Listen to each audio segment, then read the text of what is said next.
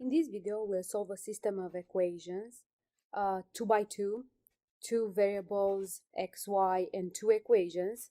We see equation 1 here and equation 2 using Cramer's rule. So first thing that I'm going to do is, from this system of equation, I'm going to create a matrix that has on the first column the coefficients of x, 3, 6. On the second column, the coefficients of y, -4, 10. And I'm going to put separately the constants on the right side, so -1, 7. So in other words, the key is to have x under x, then to have y under y, and then to make sure you move all the constants to the right side and add like terms and everything, but they have to be aligned. So this is the column of x, this is the column of y, and these are the constants. If the system is not aligned like this, x under x, y under y, then this rule doesn't work. So now that we have it in this format, we are going to start by calculating a determinant, or creating a determinant, which I'm going to label as delta, a 2 by 2 determinant, where on the first column we put coefficients of x, and on the second column we put coefficients of y.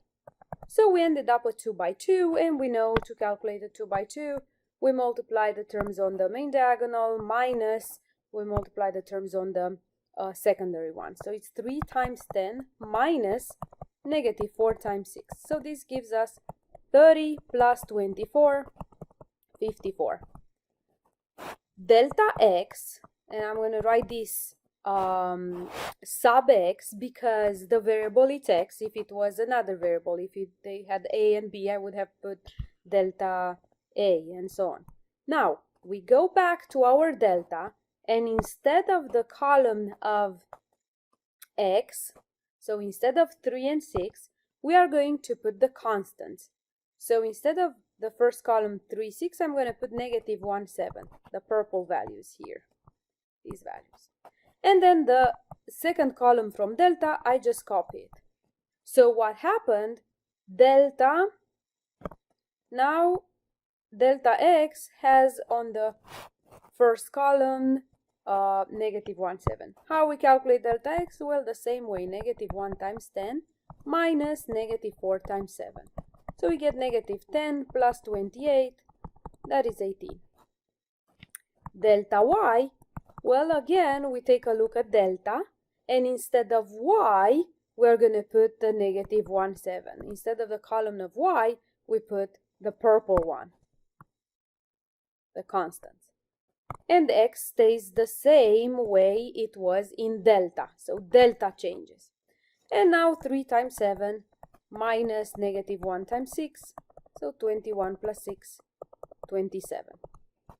So just again, let's take a look at what happened. This purple column from here migrated first for x because we were calculating delta x, and then migrated instead of the column of y in delta, right? So delta is the one that changes columns. Now that we have this, x is defined as delta x over delta. So it's 18 over 54, which is actually 1 over 3. And y, it's delta y over delta, which is 27 over 54, which is 1 over